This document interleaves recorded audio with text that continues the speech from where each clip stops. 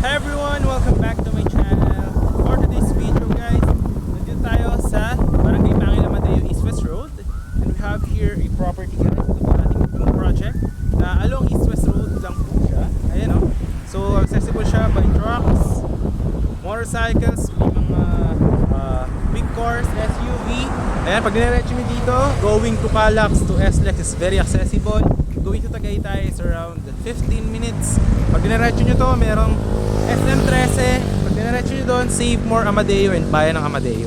So dito guys, it's 4 PM right now and malamig po yung weather.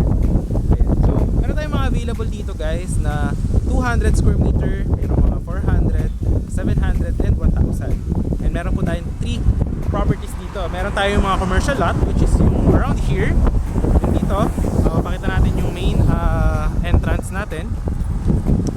So yung ating commercial lots is here. Ayan. So meron tayong available dito na 5 lots na commercial lot. Merong 439 square meter, merong mga 200 square meter, last 5 lots na commercial. So ito yung magiging entrance. Ayan, ayan yung kanyang board. Ayan, soon to rise. Ayan yung magiging entrance natin with clubhouse and swimming pool. Ayan. So kung makikita nyo guys, and undergoing development. Ang ating entrance is around 14 meters. Yung roads is 12 meters, 10 meters po yung mga wide, no? So yung first na classification na ating mga available dito is yung commercial lots, which is 14,000 per square meter. Last 5 lots. Yung isang 400 square meter nandun lang sa may puno dyan. So sa future, dito na kasi yung magiging daanan from Silang going, bubutasin yan hanggang Nasugbu, Batangas. Kasi meron niya hanggang Bailen, Indang, diretso yan hanggang Mendez, hanggang Magallanes, tapos hanggang Nasugbu. So ito yung project ng government which is the East-West Road. Ayan. So yun yung kagandahan niya. So sa future, parang ang mga setup is parang Maple Grove or parang mga Vermosa. So this one will be a subdivision na meron siyang mga lots, no? So meron mga residential lots, yun yung mga 200 square meter. Yun naman yung nandyan sa may nandun lang sa may mga puno doon. So lalakaran natin yan and papakita ko rin yan sa drone shot and aerial shot natin.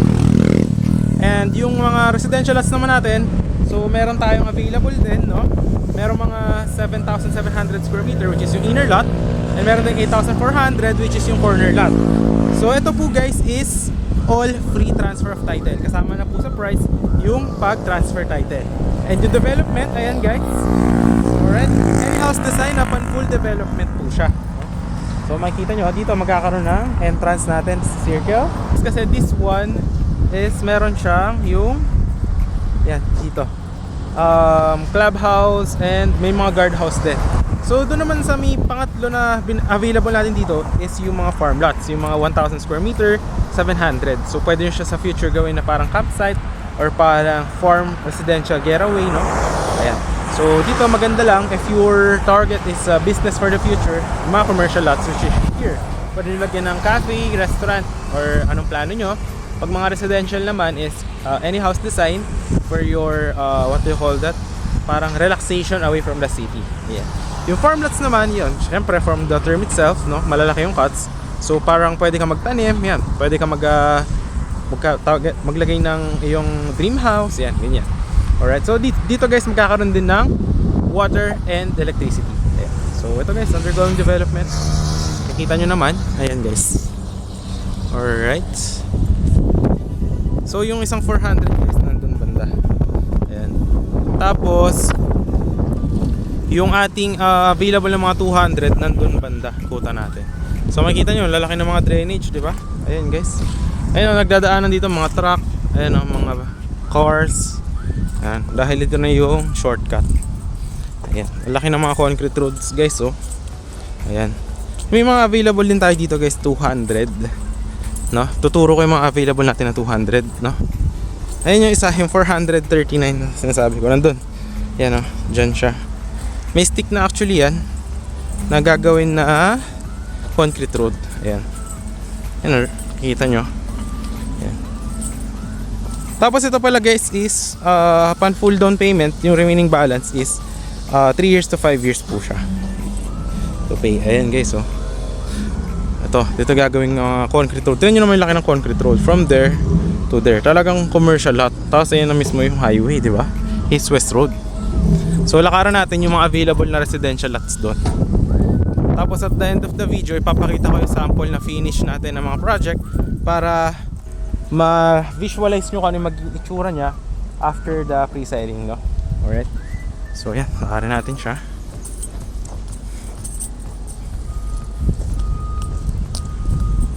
Alright, ito yung mga tinasabi ko sa inyo. Ayan, makikita nyo dito. And inaayos ang taba ng lupa dito guys, oh. Maganda if you are planning to build a farmhouse, no? Ito maganda dito guys, oh. Tingnan nyo naman yung gagawin na roundabout. Ayan, oh. Roundabout to, andun yung mga 200 square meter na available na lots. Ayan guys, oh. Ang ganda ng roundabout. Ang laki na magiging concrete roads, oh. Tingnan nyo. Ayan, turo ko yung mga available natin na 200 square meter na commercial lots, no? Alright. Yung mga farm lot tsaka residential lot natin, dito rin magiging daan, no? So kung saan tayo papasok, ayan, dito rin sila papasok. Pero may meron tayong security for the residential, hiwalay dito sa commercial. Kasi syempre, pag naging business area na to, syempre dito privacy for the owners sa residential. Andito yung mga 200 guys na available na commercial lot. Ayan, nandyan. Katabi nitong corner lot, andito. Ayan, tatlo yan magkakatabi, tatlong 200. Actually may stick na yan. Ayan, o. Gandito guys. Ito yung isang 200. Ayan guys, mga ano nyo, mahangin talaga. Maririnig nyo naman dito yung weather ba, mahangin. Lalo pag nagabi nagpapakit. Ito yung isang 200. Yan, dyan lalagyan ng muhon. Yan, hanggang doon. Tapos pa ganon. So mga ano yan, 10 by 20 meters, no, haba yung frontage nya. Yan, tatlo yung magkakatabi, 1, 2, 3. Tapos concrete road dito na 10 meters. From there hanggang doon sa mystic na yan, no? Ang laki nyan guys. Ang laking kalsada niyan with drainage pa. Ayan. So ayan, may available hanggang doon, tatlong 200 square meter. Ayan, nakikita nyo naman yung stick eh. Ito yung pangalawang 200. Ito yung drainage, yan, yung mga ibabaon sa ilalim. Ito yung pangalawang lalagyan ng muhon hanggang doon. Meron stick yan eh. Makita doon, tapos pa ganyan doon. Alright. Tapos turo ko naman sa inyo yung mga residential and yung mga farm lots naman natin, which is yung mga farm lots natin na mga 1,000 square meter. Diyan lang siya, no? So perfect na perfect for investment, mga lalo na sa ibang bansa, mga OFW. Kasi sa future, syempre kung plano mo na tayuan ito ng yung dream house, is napaka-accessible guys. Yan na mismo yung highway, hindi ka na mahirapan na kunin yung mga truck to deliver your gamit sa paggawa ng bakod, ng bahay. Tapos yung weather naman sa Tagaytay is same lang naman dito. You know, mararamdaman nyo naman. Alright. Ayan guys, kita nyo yung concrete road, oh. Laki, oh. Ayan. Yung mga farm lot natin is nandun siya. Pag ganyan guys, tapos kakaliwa, doon yung mga farm lot na 1,000 square meter. Ganito rin yung magiging kalsada guys. Yan, hanggang doon 10 meters. Tapos may mga available din tayo doon ng mga residential lot. Yan. Kaya lang, siguro, kasi masyado itong malaki, papalipad ko na ng drone shot para mas makita nyo din kung gaano siya kalaki yung property and gaano lang siyang ka-accessible from the highway. Diba? So malapit lang.